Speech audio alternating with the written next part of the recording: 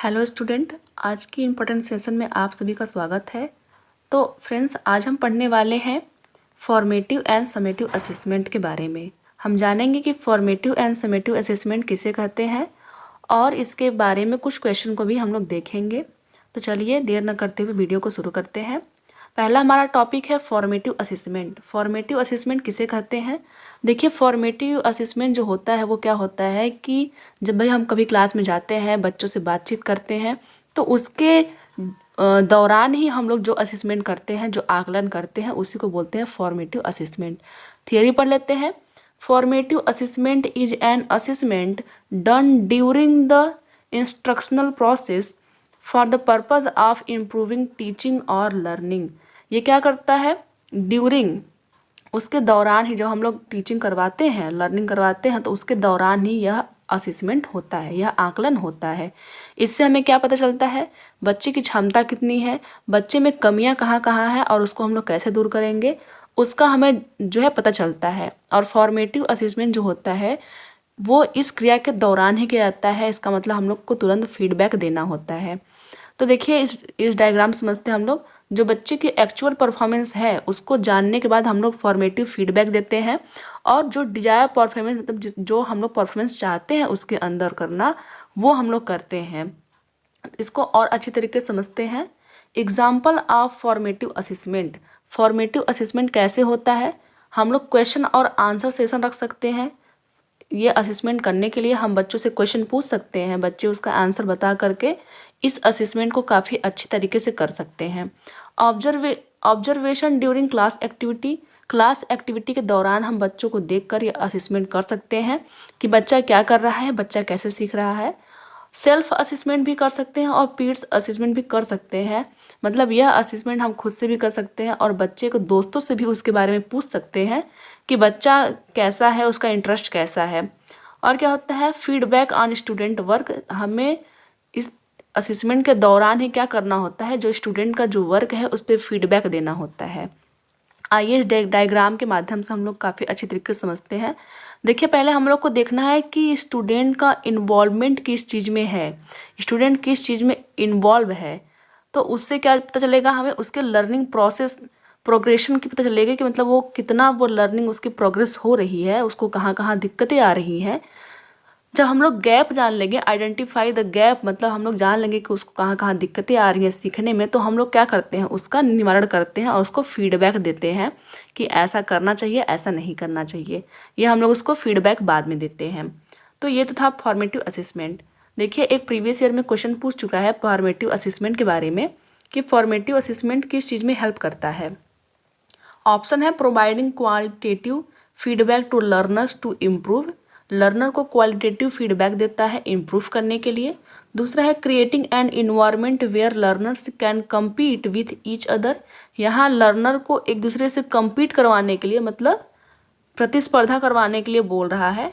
तीसरा है engaging learner in meaningful task and preparing them for competitive exam. यहाँ पे एक मीनिंगफुल टास्क देने के लिए बोल रहा है ताकि वो क्या करे? कॉम्पिटिटिव एग्जाम की तैयारी कर सके। चौथा है assessing the teacher efficiency in teaching. Teacher की एफिशिएंसी को जानना होता है। तो हम जानते हैं कि जो हमारा फॉर्मेटिव असेसमेंट होता है वो क्या होता है? Providing qualitative feedback to learner to improve. जो सीख रहे हैं, जो लर्नर हैं, उनकी क्वालिटी को इम्प्रूव करने के लिए हम लोग क्या करते हैं? फीडबैक देते हैं। उसी को कहते हैं फॉर्मेटिव असेसमेंट। और जो ये फॉर्मेटिव असेसमेंट होती है वो उस क्रिया के दौरान ही होती है। आगे देख लेते हैं। दूसरा हमारा टॉपिक है समेटिव असेसमेंट किसे कहते हैं। तो देखिए, फॉर्मेटिव असेसमेंट का अपोजिट होता है समेटिव असेसमेंट। फॉर्मेटिव असेसमेंट में हम लोगों ने पढ़ा था कि यह किसी कार्यक्रम के दौरान, किसी क्रियाकलाप के दौरान होता है, लेकिन जो समेटिव असेसमेंट होता है वो क्रियाकलाप के दौरान ना होकर यह क्रिया के बाद होता है। तो चलिए हम लोग थियरी पढ़ लेते हैं।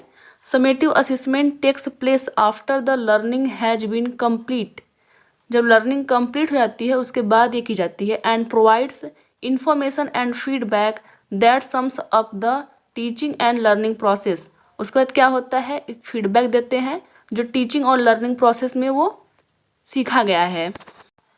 जैसे एक एग्जाम्पल से हम लोग समझ लेते हैं कि कोई बच्चा क्या किया है, ईयरली एग्जाम दिया हुआ है, तो ईयरली एग्ज़ाम दिया हुआ है, उसकी कॉपी को देख के उसका आकलन, उसके बारे में यह पता कर पाना कि स्टूडेंट पढ़ने में कैसा है। अब हमें वो साल भर क्या किया है हमें उससे मतलब नहीं रहता है, कॉपी में वो क्या लिखा रहता है उससे मतलब होता है समेटिव असेसमेंट में। समेटिव असेसमेंट में हम लोग फाइनल रिजल्ट के बारे में बात करते हैं कि बच्चा का फाइनल रिजल्ट कैसा है। हम लोग प्रोसेस के बारे में बात नहीं करते हैं कि बच्चे किस प्रोसेस से ये चीज़ सीखा हुआ है। तो आगे अच्छी तरीके से समझते हैं। एग्जाम्पल आप समेटिव असेसमेंट, समेटिव जो असेसमेंट है वो उसका एग्जाम्पल है। देखिए यहाँ पे दिया हुआ है एंड ऑफ यूनिट और चैप्टर टेस्ट। ये क्या होता है, किसी यूनिट या फिर चैप्टर टेस्ट के अंत में किया जाता है। यह मिड टर्म के एग्जाम के भी अंत में किया जाता है, किसी फाइनल प्रोजेक्ट के अंत में किया जाता है, या फिर एनुअल एग्जाम के अंत में ये किया जाता है। तो समेटिव असेसमेंट हमेशा क्या होता है, किसी भी क्रिया के बाद में की जाती है। क्रिया के दौरान जो होती है उसको हम लोग बोलते हैं फॉर्मेटिव असेसमेंट। चलिए एक क्वेश्चन देख लेते हैं जो प्रीवियस ईयर में पूछ चुका है। समेटिव असेसमेंट क्या होता है? पहला ऑप्शन है make judgement of learners skill in a specific period time. देखिए यहाँ जजमेंट की बात की गई है क्योंकि हम लोग क्या करते हैं, किसी चीज़ को देखकर लास्ट में हम लोग फाइनल जजमेंट देते हैं। वो किस प्रक्रिया से गुजरा हुआ है हमें उससे कोई मतलब नहीं होता है। तो ऑप्शन नंबर पहला ही आपका सही हो गया। फिर भी हम लोग दूसरा ऑप्शन देखेंगे, focus on learner process. Learner process से हमें कोई मतलब नहीं होता है। Weekly test in school, weekly test भी कोई मतलब नहीं होता है। और क्या है, जनरेट मोर पॉजिटिव फीडबैक। यहाँ ज़रूरी नहीं है कि पॉजिटिव फीडबैक ही आए, क्योंकि वो क्या होता है हमें लास्ट में हम देखेंगे बच्चे की कॉपी को या फिर बच्चे की क्षमता को लास्ट में देखेंगे। तो हम ज़रूरी नहीं कि पॉजिटिव फीडबैक ही दें, हम निगेटिव फीडबैक भी दे सकते हैं। तो ऑप्शन नंबर पहला ही आपका सही हो गया। तो अगर हम समेटिव असेसमेंट और आपके फॉर्मेटिव असेसमेंट की बात करें संक्षेप में, तो एक एग्जांपल लेते हैं। When the cook taste the soup that's is formative assessment. जब कोई कुक अपने द्वारा बनाए गए सूप को टेस्ट करता है तो वो क्या होता है, फॉर्मेटिव असेसमेंट। कैसे, देखिए जब कोई कुक कोई सूप बनाता है तो उसमें क्या कमी है वह उस समय पूरा कर सकता है। लेकिन अगर when the customer taste the soup that's a summative assessment. जब कोई कस्टमर उस सूप को टेस्ट करता है तो वो समेटिव असेसमेंट होता है।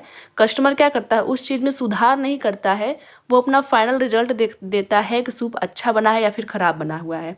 तो जो फाइनल रिजल्ट होता है उसको हम लोग बोलते हैं समेटिव असेसमेंट। जो किसी प्रोसेस के दौरान होता है कोई असेसमेंट, उसको हम लोग बोलते हैं फॉर्मेटिव असेसमेंट। तो आई होप कि आप लोग को अच्छी तरीके से समझ में आ गया होगा। इसको आप लोग ध्यान से पढ़ लीजिएगा क्योंकि ये काफ़ी इंपॉर्टेंट होने वाले हैं आपके एग्ज़ाम में। तो ये तो था आज का वीडियो। नेक्स्ट वीडियो में हम ऐसे ही मिलेंगे, तब तक के लिए धन्यवाद।